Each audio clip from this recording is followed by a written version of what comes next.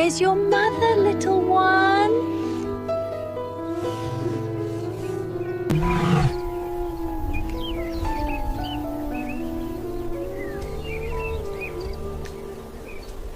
Hey, Junior.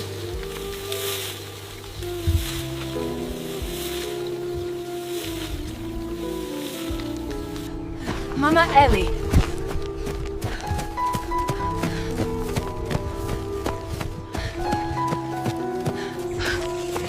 Oh my gosh!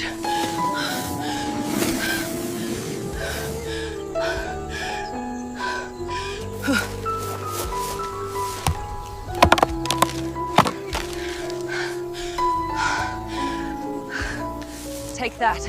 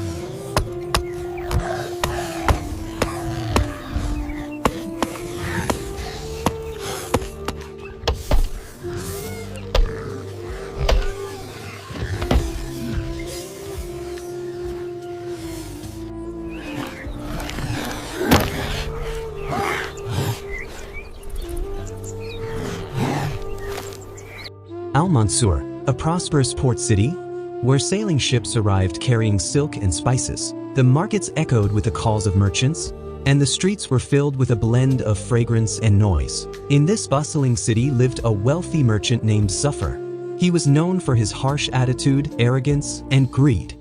He paid his workers very little. He drove away the beggars from his gates, and every night he found joy in counting his piles of gold coins. People feared him, but they also despised his cruelty. Whispers filled the alleys of Al-Mansur. May God punish Zufar for his injustices. One humid afternoon, as the sea breeze blew, Zuffer stood at the docks scolding a young laborer. "You fool! You can't even handle a simple task? Remember, I'll make sure you never work in Al-Mansur again." The laborer trembled in fear. The crowd around fell silent. No one dared to speak. But that very evening, something extraordinary happened. Zuffer, wearing his finely embroidered cloak, walked into the courtyard of the mosque. People turned, surprised, and then he spoke before the crowd. "O people of Al-Mansur, I have committed injustice and cruelty in my life, but today I repent. From this day onward, I will trade with honesty, I will help the needy, and my mansion shall remain open for every poor soul." The crowd was stunned. Some whispered, "Is this another one of his tricks?" But as the months passed, everyone saw the truth. Zuffer had truly changed. He began paying his workers generously, he donated to widows, and even restored the old stone bridge that connected the market to the city. Those who once called him Zuffer the Cruel now called him Zuffer the Just. Yet, one question still lingered in every heart. What had changed him so deeply? During a Ramadan evening at a grand iftar gathering, a young apprentice named Yusuf finally asked, "Master, what miracle turned you into the man we now admire?" Zuffer fell silent for a while. His face softened, and he began to speak gently. "One morning, I was riding my horse through the hills outside Al-Mansur, planning how to defeat a rival merchant. Suddenly, I witnessed a scene that shook my soul. A falcon swooped down upon a tiny rabbit, tearing into its side with its claws. The rabbit limped away, wounded but alive. I felt a brief sorrow, but continued on my way. A short while later, the same falcon, proud of its victory, flew near a fisherman's net. Its wing got caught in the mesh, and it began to struggle until its bones snapped. The fisherman laughed at its helplessness, but the next moment he slipped, hit a rock, broke his ankle, and fell to the ground in pain. I stood there, watching in disbelief. Then my own horse panicked, reared up, and fell into a ravine. Its leg broke, and I heard a dreadful scream. I was frozen, and in that silence, I understood. These were signs from God. He was showing me that oppression only breeds more oppression, and no injustice escapes his grip. That day, I repented. I softened my heart, and vowed to change my life. The gathering fell silent.